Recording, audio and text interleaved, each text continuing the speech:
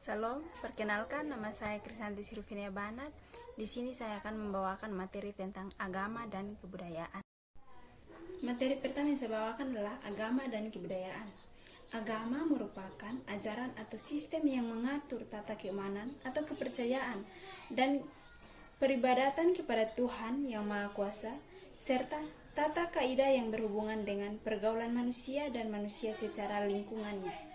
Kebudayaan adalah seluruh sistem gagasan dan rasa, tindakan, serta karya yang dihasilkan manusia dalam kehidupan bermasyarakat. Adapun unsur atau konsep kebudayaan terhadap unsur-unsur universal, yaitu yang pertama, sistem religi dan upacara keagamaan. Menurut Quadraningrat, mendefinisikan ikan religi sebagai sistem yang terdiri dari konsep yang dipercayai menjadi keyakinan beserta mutlak suatu umat beragama, dan upacara-upacara beserta pemuka-pemuka agama yang melaksanakannya. Yang kedua, sistem dan organisasi kemasyarakatan adalah organisasi yang didirikannya dan dibentuk masyarakat secara sukarela berdasarkan kesamaan, aspirasi, kehendak, kebutuhan, kepentingan, kegiatan, dan tujuan untuk berpartisipasi dalam membangun demi tercapainya keinginan bersama. Yang ketiga, sistem pengetahuan. Sistem pengetahuan meliputi ruang pengetahuan tentang alam sekitar, flora dan fauna, waktu, ruang, dan bilangan, sifat-sifat dan lingkungan, sesama manusia, hingga agama dan kebudayaannya. Keempat, bahasa. Bahasa sebagai suatu sistem komunikasi adalah suatu bagian dari sistem kebudayaan, bahkan merupakan bagian inti kebudayaan. Bahasa juga terlibat dalam semua aspek kebudayaan. Yang kelima, kesenian. Kesenian merupakan suatu bagian dari kebudayaan yang dikagumi karena keunikan dan keindahan. Dan kesenian merupakan hasil karya seni manusia yang mengungkapkan keindahan serta merupakan ekspresi jiwa dan budaya penciptanya. Yang keenam, sistem mata pencarian hidup. Dalam setiap budaya, ada daerah setempat punya mata pencarian yang berbeda-beda, dan dengan perbedaan dari setiap suku atau budaya lah kita bisa saling melengkapi kebutuhan dari setiap suku. Ketujuh, sistem teknologi dan peralatan. Dalam setiap budaya ada juga perbedaan kemajuan teknologi dan peralatan. Jadi masih ada budaya atau daerah yang belum mengenal seperti listrik, HP, dan sebagainya. Berikut, kebudayaan juga mempunyai 3 wujud, yaitu wujud yang pertama, wujud kebudayaan sebagai suatu kompleks dari ide-ide, gagasan, nilai-nilai, norma-norma, peraturan, dan sebagainya. Jadi, wujud pertama adalah wujud ide dari kebudayaan yang sifatnya abstrak, tak terdapat diraba atau difoto, atau ada di dalam kepala atau dengan perkataan lain ada dalam pikiran. Yang kedua, wujud kebudayaan sebagai suatu kompleks aktivitas kelakuan berpola dari manusia dalam masyarakat. Wujud kedua, sistem norma adalah lebih konkret, dan sistem hukum yang berdasar kepada norma-norma adalah lebih konkret atau yang benar-benar ada, yaitu seperti berbagai aktivitas sehari-hari dalam kehidupan masyarakat manusia, atau seperti misalnya aturan sopan santun. Yang ketiga, wujud kebudayaan sebagai benda hasil karya manusia. Wujud yang ketiga ini dari kebudayaan disebut kebudayaan fisik dan memerlukan keterangan banyak.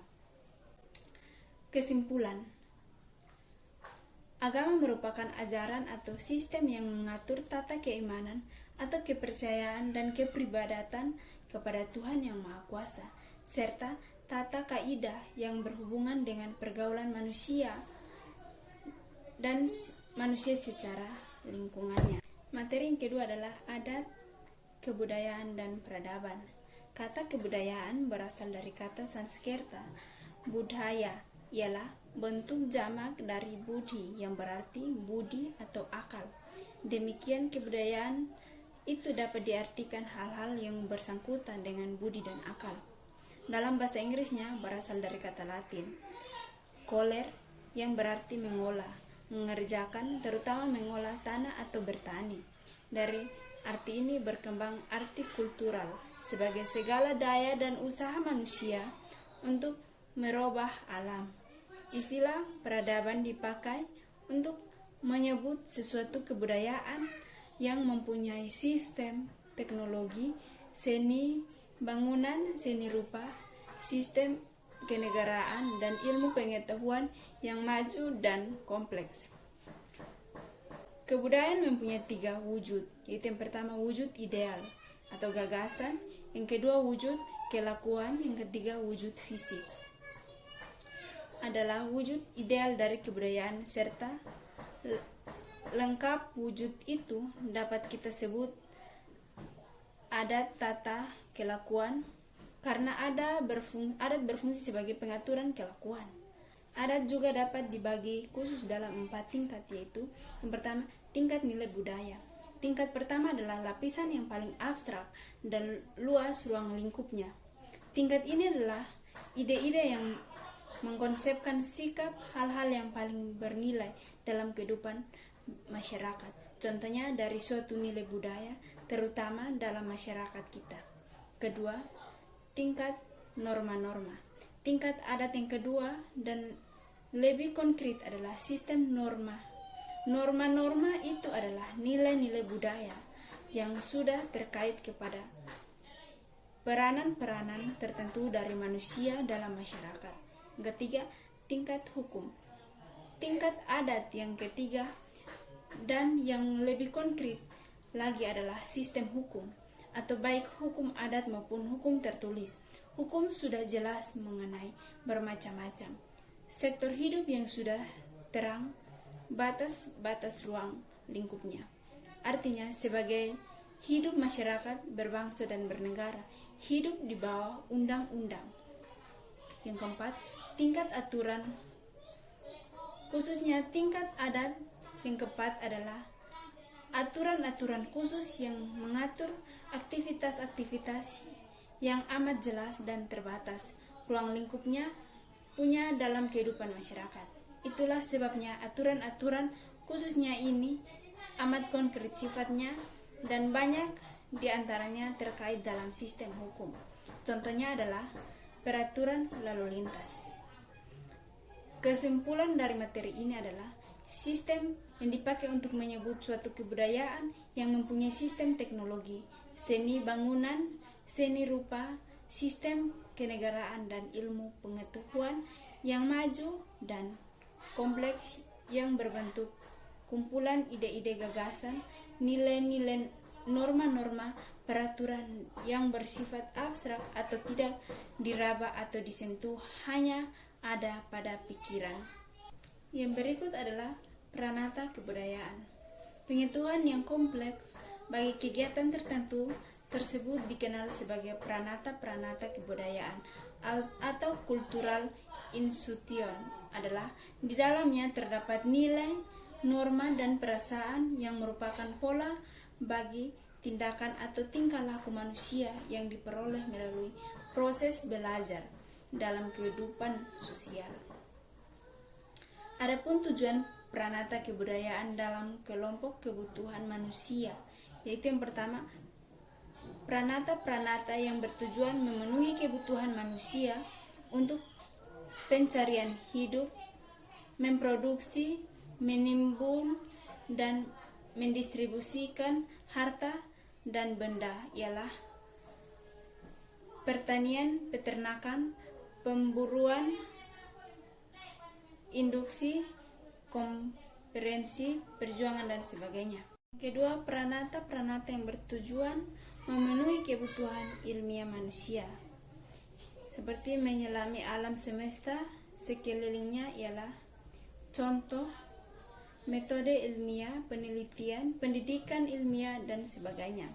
Yang ketiga, peranata-peranata yang bertujuan memenuhi kebutuhan manusia untuk mengatur kehidupan kelompok secara besar-besaran atau kehidupan bernegara. Contohnya seperti pemerintah,